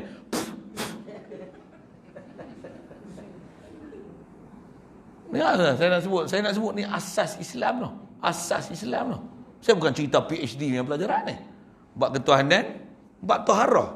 Asas Islam ni. Ni tengok ada tai cicak tu. Detik tu kan. Dia bukan cuci. Padahal mutan najis, mana boleh cuci melainkan dengan air. Air mesti air mutlak. Kalau tak ambil dalam gelas ni, ambil macam ni, celuk tu. Tongkat ni celuk tu. Bersih tu. Ataupun ambil tisu ke, ambil selai tu. Calik tu. Bagi basah sikit. Wet tisu ke, ambil wet tisu tu. Tarik selai. Lak tu ya, padat lah. Lak. Lawa tu. Bagi khotib pegang. Ittaqullah. Takullah apa weh? Mu tak kerti mana najis tak najis. Siapa tugas tu? Tok Siap. Cleaner. Tok Siap mana bukan saya sebut sini ya. Saya bukan sebut Tok Siap ni. Perasan ke dia pula. Satu kalau praktikal lah, bagi Tok Siap lu nak dicuci najis ke dah. Kadang burung masuk dalam masjid apa kat kaki lima lah. Macam mana dia basuh tik burung? Sorry ya, saya sebut tu ya, sorry ya. Kena kat siapa? Nasib baik lah tu. Tu macam mana? Ambil mop tu. Selalu mop lah paling senang kali. Untuk ambil baldi. Untuk macam mana? Perah. Betul? Betul? Macam mana? Celup kelak. Mutar najis tu. Asal nak basuh najis lah. Memang taik tu habis lah. Gosok-gosok. Dah halal-halal. Sapu semua. Habis satu masjid najis. Ramai orang tak tahu dah ni. Sepatutnya kena bagi kursus cleaner. Kena bagi kursus cleaner. Macam mana? Nak bagi cuci najis macam mana? Patutnya kena buang najis. Dia lebih kepada sabun, air. Yang penting ada sabun. Ni baldi, buah sabun. Janji dia wangi. Celup.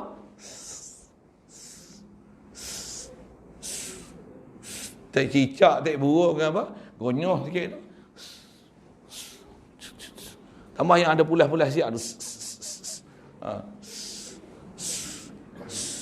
Pada dia okey. Makan gaji setiap bulan. Mana ilmu tentang Islam? Mana hak mana? Hak mana hak Islam tu hak mana? Wangi tu. Padahal bodoh tu. Oh, kasar. Tak ada lah. Jadi, apa dia yang tinggal kat kita Islam? Tinggal apa? Tinggal nama lah. Tak ada lah pengetahuan Islam ni. Itu pun buat taharah. Belum besar-besar lagi. Belum cerita perbandingan Islam. Mana Islamik, tak Islamik ni. Kita bukan kerti apa. Jangan kata hak gapur-gapur tak kerti apa. Hak bunyi macam terpelajar. Bunyi macam kata panel syariah. Kita dengar panel pun pening panel dia. Saya tak kata, saya buat pasal saya kerti. Saya dengar, apa dia ada duk syarah menentang apa ni.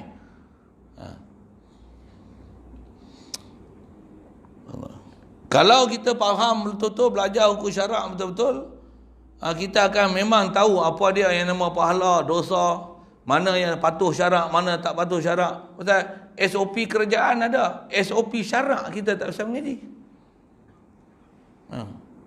SOP syarak macam ni lah peraturan yang tu. Nak boleh pergi Jumaat. SOP syarak kita sampai jadi bodoh. Jumaat kena 40 orang. 40 orang ni mesti boleh baca akidah dia betul.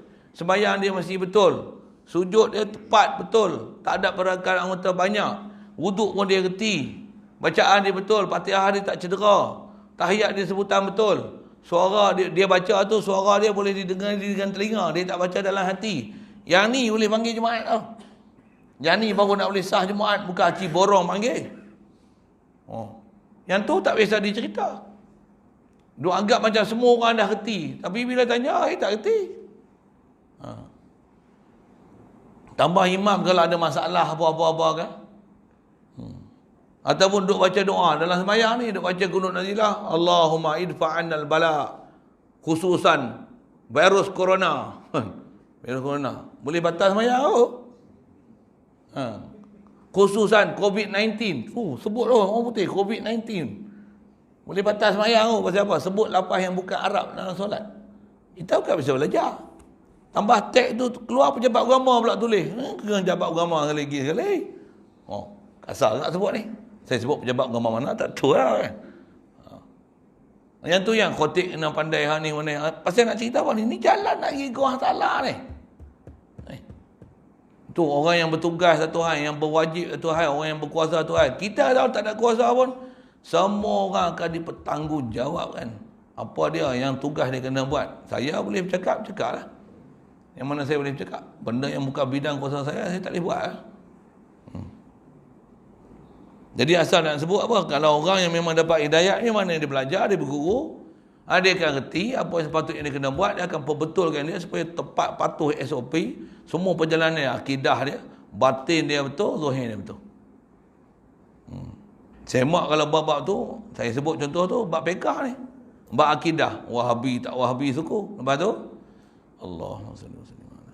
ni pahaman-pahaman yang tak mau sembahyang, duk ambil tarikat, duk berzikir je, tak mau sembahyang Jumaat tak mahu, jemaah tak mahu, mengaji pun tak mahu. Ni pun satu pasien tak? Satu pasien tak? Semayang main niat saja. Jangan. Banyak paman kita lah ni. Yang anak muda tak biasa mengaji langsung ni.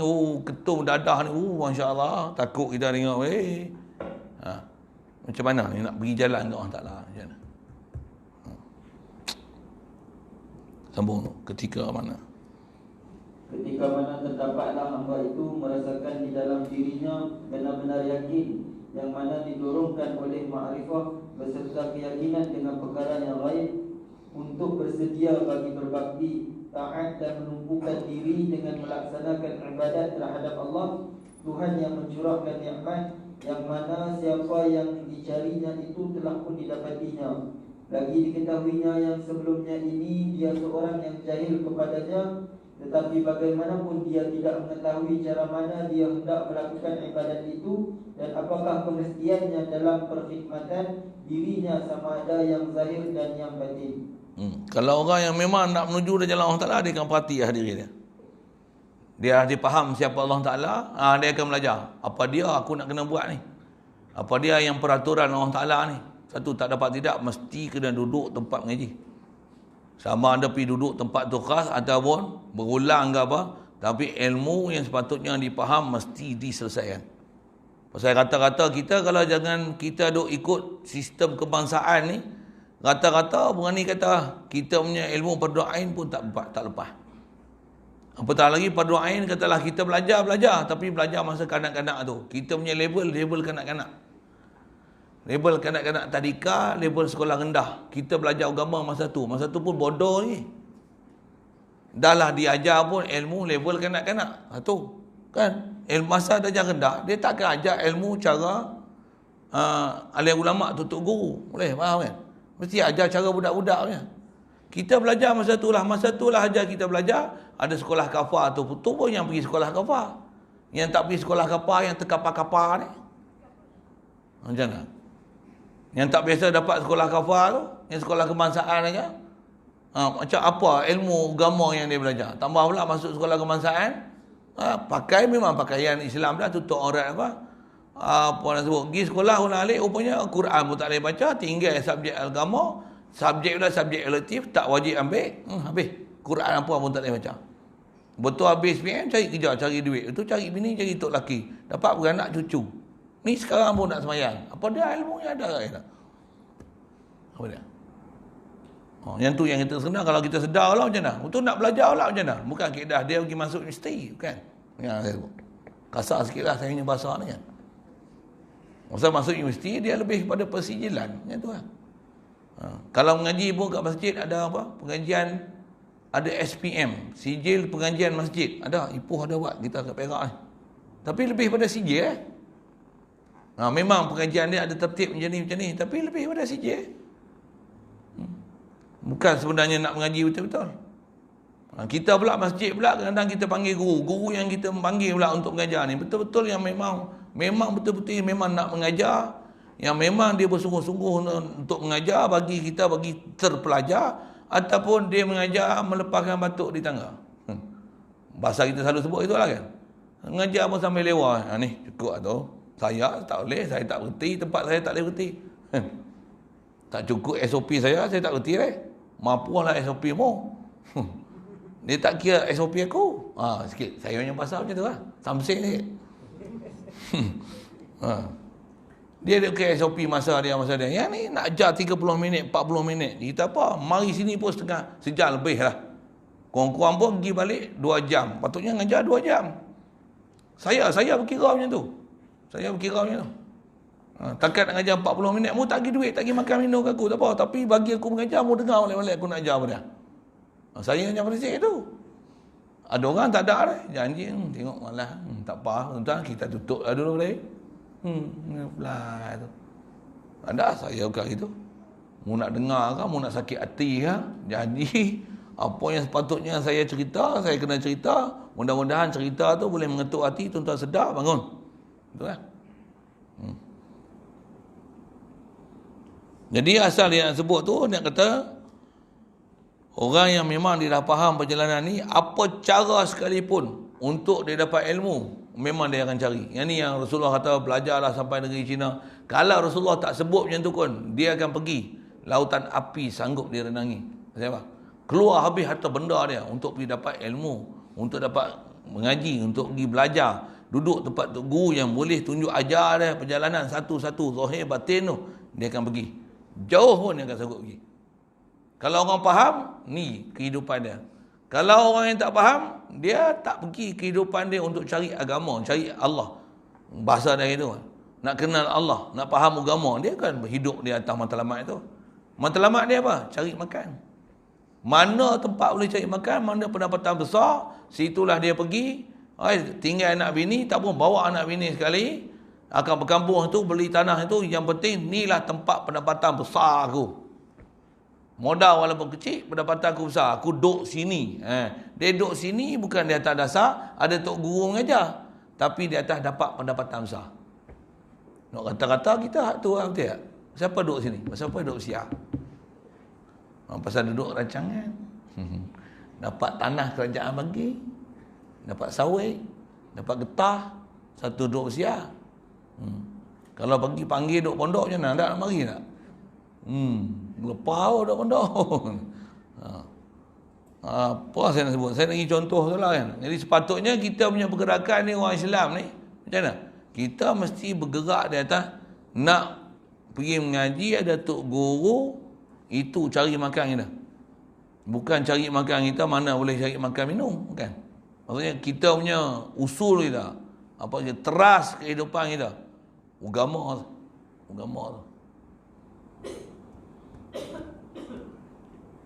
Perjalanan dia zahir, itu juga perjalanan batin. Batin apatah lagi nak cari guru yang boleh bawa kita tuntunan batin. Macam mana batin, hati ni boleh hidup ke orang Ta'ala ni, macam mana ni boleh hidup ke Rasulullah ni. Mudah-mudahan Allah Ta'ala mudahkan urusan kita, insyaAllah. Baik, sambung. Maka sesudah ia merasai gemetar gerun dalam hatinya disebabkan oleh ma'rifatnya dengan Allah Subhanahu Wa Taala, teruslah ia berusaha bersungguh-sungguh mempelajari sebarang apa yang diwajibkan bagi dirinya daripada beberapa perkara fardu hukum syarak, sama ada yang zahir maupun yang batin. Kalau orang faham dia akan cari yang ni. Jaga sikit nak sebut tadi. Zaman dulu memang orang macam ni. Mana yang salah dia pergi mengaji nak betulkan hak salah. Supaya yang salah tu boleh ditinggal, dia boleh hidup dengan cara yang betul. Dengar. Prinsip ulama-ulama dulu, orang dulu macam ni. Zaman sekarang jaga tu. Fitrah ilmu ni besar. Apa dia? Fitrah ilmu zaman ni. Zaman lah ni, orang pergi ngaji, bukan nak pergi buang hak batil tu. Tambah pergi masuk universiti ke apa. Apa dia? Dia punya kerja, buat analisis, pergi belajar Al-Quran hadis, pergi ambil pendapat-pendapat ulama, yang mana yang duk berlaku dah lah ni, yang merapu-merapu tu, cari jalan macam mana nak pergi halal. Jangan elok saya cakap. Dulu biasa dengar tak? Zakat LGBT. Ada tak? Asnaf ni LGBT ada tak? Macam mana boleh bagi ke LGBT? Siapa dia duk ajar bagi asnaf LGBT ni? Siapa dia? Kaedah siapa? Kalau kita mengaji daripada tok guru yang betul-betul, orang mana ada tok guru yang bagi itu? Jumpa tok garu lagi, tok garu. Tok garu. Hak modern-modern tak apa. Boleh bagi asnaf ni. Betul dia kata, boleh bagi pun boleh, tak bagi pun boleh. Tu tak boleh bagilah maksud dia. Kalau asnaf yang memang boleh bagi, memang bagi. Kalau kata pecah lapan kalau asnaf tu ada. Asal nak sebut apa tujuan dia belajar mengkaji nak kata apa? Benda yang haram boleh jadi halal. Zaman lah ni punya cara pengajian macam tu.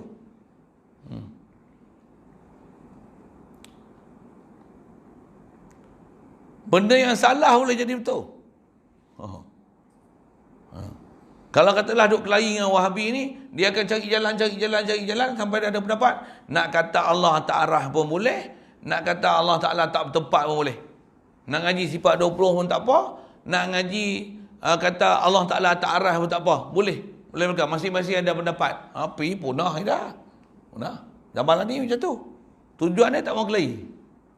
Ada pula. Kaedah kita, selagi tak betul, berperang pun tak apa. Mati aku pun tak apa. Siapa pun tak sokong aku pun tak apa. Aku tak perintah pun tak apa. Tapi nak ikut mu yang tak betul, tak pasal. Tu akidah kita. Zaman lah ni, siapa pejuang macam tu, ni ekstrim ustaz ni. Melampau. Siapa? Kira dia, pendapat dia. Kita cakap dia boleh. Mu kira pendapat mu. Pa ni. Kena angkat tangan dia tu. Kena angkat tangan tu. Pa ni. Kira pendapat mu. Mu tak tengok langsung ulama kita kata apa. Yang dia ambil nanti pendapat terpencil. Pendapat yang ulama kita tak pernah pakai seorang pun. Dia ambil, tu dia pakai. Lagi dia beri alasan lah, Arab Saudi pakai ni pakai. Yang ulama betul-betul yang muntabah dia tak mau pakai. Zaman ni ada fitnah bab tu. Tu orang yang betul-betul nak pergi jalan Allah Taala ni, dia tak mau Dia takkan cari jalan-jalan untuk ambil mudah. Bahkan dia ambil benda yang menyebabkan dia boleh jadi takwa tu pada. Makin nak cermat dengan agama, bukan makin melonggarkan dengan syariat, makin meninggalkan amalan syariat. Manakala telah dilengkapkan dirinya dengan ilmu dan makrifah mengenai perkara yang fardu itu, lalu terbangkit pula dalam dirinya supaya dimulakan dengan melakukan ibadat serta membuatnya berterusan. Di dalam antara itu, ianya melihat ke dalam dirinya, tiba-tiba diketahuilah yang ianya seorang yang telah bergelumang dengan beberapa kesalahan dan dosa. Yang ni seterusnya. Kalau dia mengaji, dia kenal ada Allah Ta'ala siapa, Nabi Muhammad siapa, dia kenal ada perjalanan zahir, batin macam mana. Dia pun nak mula buat ibadat. Dia dah tahu dah apa sepatutnya kena buat, ilmu pun dah sempurna. Yang ni ringkasan kitab apa yang kita duk baca ni, Imam Ghazali nak sebut ni suasana yang akan ada lah. Jadi apa dia ilmu kena belajar, tuan-tuan kena pergi belajar. Saya nak ajar semua, tak dan. Nak kalau saya buka pondok, tuan-tuan kena pergi duduk itu Kalau nak pergi ngaji ilmu suku satu-satu tu. Takat saya boleh mari ni, saya marilah baca pun kitab macam ni lah. Tu yang saya baca yang terjemah ni, pasal lebih laju sikit nak boleh baca tu. Dan dia nak kata, kalau katalah dia nak ibadat ni boleh berterusan, boleh istiqamah mengaji ibadat, macam mana nak zikir, baca Quran, selawat atas Nabi. Dia tahu dah apa disiplin-disiplin untuk jadi orang bertakwa ni. Tengok dia ni rupanya bekas pendosa, dosa banyak. Tobat umur apa? 55. Besar baru nak main masjid. Dulu Jumaat pun berapa kali tinggal lah. Puasa pun berapa lama ada dulu pernah tak puasa. Masuk duk jadi mangkuk ayun dulu. Masuk duk muda-muda dulu tak semayang. Tobat pun umur 25 baru tobat, baru semayang. Tu pun subuh tak semayang lagi masa tu. Tu pun duk biasa ngorat awet gini tu syukur dah. Yang tak semayang, tak puasa, hak biasa judi tikar nombor ekor pun ada. Hak telan duit nombor ekor pun ada dah. Ada yang nak biasa kerja dalam bar. Macam-macam manusia kan. Nak sebut tu. Setiap orang wajib kenali diri sendiri. Tambah kita ni memang dulu banyak kita yang rekod buruk dulu. Tambahlah ni dah umur 60, 70. Tengok hak dulu kau, Allah, neleh mata. Jaga. Ada juga golongan sesat ajar ni. Taubat je, Allah Ta'ala Maha Pengampun. Ada ustaz-ustaz macam ni. Mufti pun ada cakap itu. Mufti mana? Mufti Pasir Pendengung. Ada. Saya tak sebut panjang tak apa. Saya sebut itu padan lah. Ustaz-ustaz model lah ni pun banyak macam tu. Ambil pendapat ni. Apa dia? Kita taubat, Allah Maha Pengampun. Dulu kita buat pun, kita tak sedar lagi. Ni baru dapat hidayat. Astagfirullahalazim. Kita taubat, mudah-mudahan Allah Ta'ala ampun dosa dulu. Dengar, kepala otakmu. Apa dia ajar? Dia tak ada nas kodok-kodok semayang. Tak ada nas kodok-kodok tu. Jadi pendapat kodok ni kata dia, hanya pendapat-pendapat ni. Pendapat yang kuat tak payah kodok semayang. Apa dia? Dia cerita apa ni? Jaga pahaman lagi. Banyak kan pahaman-pahaman ni. Kalau tuan-tuan terjebak dengan pahaman tu, saya tak tahu nak kata apa. Kut mu. Kenapa? Nafsu kita suka benda-benda pendapat-pendapat yang hak mudah-mudah ni. Kalau kita ada iman macam mana? Kita ada hutang dengan manusia pun kena bayar. Kalau tertidur pun kena qada sembahyang subuh. Tambah duk sedar, duk pergi kerja tak sembahyang subuh, takkan tak kena qada kot. Orang dapat hidayat, dia akan fikir dengan cara yang matang dan waras. Mudah-mudahan Allah Ta'ala bagi kita matang dan waras ni. Pasal fitnah ilmu keliling banyak sangat. Jadi kalau orang yang memang dia sedar dia nak bangun ibadat ni, tapi tengok rekod lama banyak, macam mana? Jaga akan ada kecelaruan identiti kat zaman masa ni. Nak semayang, nak sunat. Ni qada banyak. Alamak, tak semayang sunat rugi pula. Qada pun kena. Nak Ramadan pula, nak tarawih lagi. Nak qada pun nak qada. Sayang pula, nak buat guna. Dia duduk celaru tu. Bagi selesai satu-satu hak fardu yang kena buat, memang kena buat. Sunat ni sunat. Qada tu fardu. Jangan duk sangka duk buat benda sunat, fardu boleh tinggal. Siapa dia ajar? Bukan kaedah kita macam tu. Qada kena qada. Ada orang kata sayang nak tinggal sembahyang tahajud, apa-apa sembahyang tahajud, sambil-sambil tu qada sikit-sikit lah. Siapa dia ajar gitu? Kaedah kita kalau hutang ni selagi boleh selesai hutang, bayar hutang dulu. Dan satu pahaman yang betul, kena betulkan dalam masyarakat kita apa dia? Ada orang dia tak gaduh buat qada, tapi dia gaduh buat sunat. Ni kurang cerdik. Pasal apa? Ni kata tak dapat panduan guru, sewil hidup. Ulama kita ajar mudah kan tak? Kata apa? Qada tu fardu, wajib. Sembahyang sunat tu sunat. Kita sembahyang sunat 70 kali, satu qada pun belum selesai lagi. Kita qada tu wajib, sembahyang sunat. Baik pergi buat qada dulu. Ramai orang menyangka qada ni qada yang besar sembahyang sunat, tahajud. Lagi apa? Tarawih, witir, lagi apa? Mayan duha, nak magnet rezeki. Dia kira magnet rezeki lah. Yang dia kena qada dia tak tahu. Itu sembahyang. Puasa, waktu mana zakat tak bayar apa dulu, berterah dulu dalam keadaan jahil, tak tahu nak niat macam mana. Tambah yang tak bayar langsung. Tu suku contoh. Ataupun adalah benda-benda yang dia hutang-hutang, lari daripada siapa kawan-kawan dia tak pernah bayar macam ni. Mu kena bayar semua hutang-hutang tu. Tak ada akhirat esok, jawablah mu. Sekupang mu kena berkira weh. Jadi kalau faham dia ada dosa macam ni, dia kena taubat. Dia faham dah kena Allah Ta'ala, taubat. Yang ni insyaAllah ke depan nanti dia akan sebut apa dia pula. Dah ada ilmu, dah nampak dah perjalanan yang betul dia nak kena lalu. Rupanya ada masalah dia. Rekod lalu tu banyak saman yang tak bayar. Pergi bahasa gitu kan. Buat macam mana? Mu kena selesai saman dulu. Kalau tak nak jalan atas jalan raya pun tak boleh. Bahasa bandingan macam tu. Pasal apa? Rekod buruk banyak. Kena clarify dulu. Kita punya masalah-masalah dulu. Taubat habis. Apa cara taubat? Apa kaifiat taubat? Apa ilmu untuk taubat? Detail memang jumpa depan, banyak orang jumpa. Dia nak sebut ni proses perjalanan kita untuk pergi ke Allah Ta'ala. Banyak umur insya-Allah kita sambung. Berhubung dengan keadaan ini, yang nak kata kalau dah faham dia banyak dosa, nak buat apa pula? Apa halangan dia nak kena lalu? Setelah mula-mula dapat hidayat, dah pergi mengaji, dah faham, dosa banyak, mesti ada halangan dia, taubat. Cuma besar sebelum buat taubat ni apa dia? Ilmu lah dulu. Satu kita ni kalau Quran pun tak boleh baca, tauhid pun tak kerti lagi. Mana kata Wahabi pun kita tak faham. Hak Wahabi saya silap kita pergi sokong. Rupanya kita pun fahaman Wahabi. Kita duk fahaman sesat. Kita tak sedar kita duk sesat. Kita duk kata makhluk-makhluk semua ni, berhala semua ni tak layak disembah. Allah je layak sembah. Kita duk nafi la ilaha illallah dengan makna begitu. Makna hak betul tak bisa lagi belajar. Maksudnya bab ilmu lah selesai nak tobat ke mana? Kena tobat bab bodoh dulu. Kena tobat bab mengaji dulu. Mengaji paling besar ni nak kena tobat. Nak kena pergi mengaji lain, bab akidah. InsyaAllah panjang omong kita jumpa nanti muka surat 20 tu.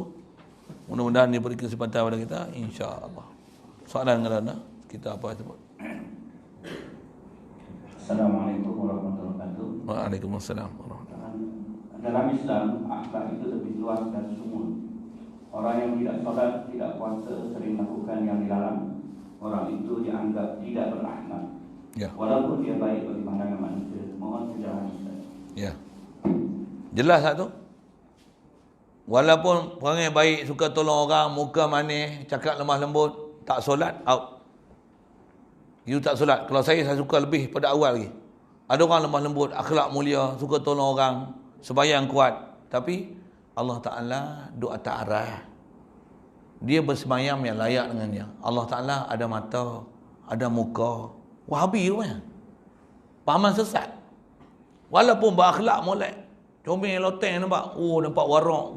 Takwa ke main. Sembahyang pun Allahu Akbar.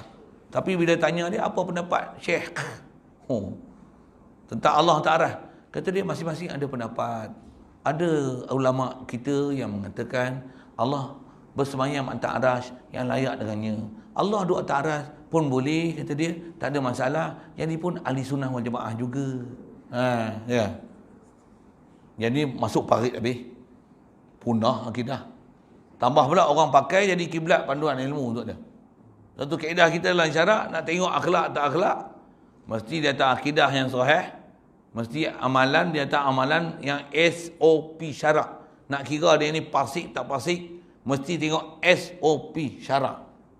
Satu, kalau tengok akhlak baik dengan mak bapak semua baik, tapi tak semayang, tak pakai, fasik nama dia.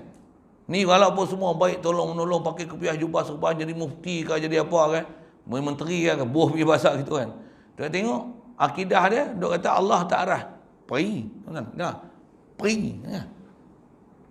Ada orang zaman ni dia terkecoh dengan masalah, tahu mana ni?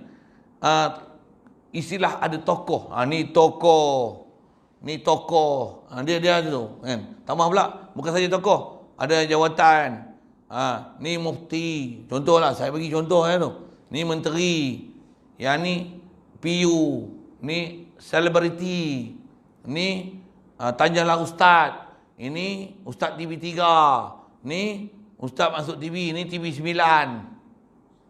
Dia terkecoh dengan orang macam ni. Kalau memang betul tak apa. Masalah dia, orang-orang yang masyhur dan popular ni, apa dia panggil, public figures ni, kalau memang betul tak ada masalah. Masalah dia bermasalah. Kita jadikan yang ni sebagai kiblat untuk jadikan panduan kita untuk kita nak rujuk ke dia. Dia punya penonjolan pula nampak dalam TV pelakon molek akhlak lemah lembut. Tengok rupa saya kan, ustaz ni kasar nak apa? Kasar tak kasar, dia di atas disiplin hak batil. Besar dia tu. Saya kata, saya jawab tu, mana pergi lajak sikit ke belakang tu, dalam khasnya dalam bab akidah. Jadi kita mesti ikut SOP syarak. SOP syarak. Lagi? Kalau ada? Bismillahirrahmanirrahim. Allahumma nawwir qulubana min nuri hidayatika kama nawwartal arda bi nur syamsika abadan abada bi rahmatika ya arhamar rahimin. Warzuqna fahman nabiyyin wa hifzal mursalin wa ilhamal malaikatil muqarrabin. وسلم تسليما على جميع الأنبياء والمرسلين. الحمد لله. السلام عليكم.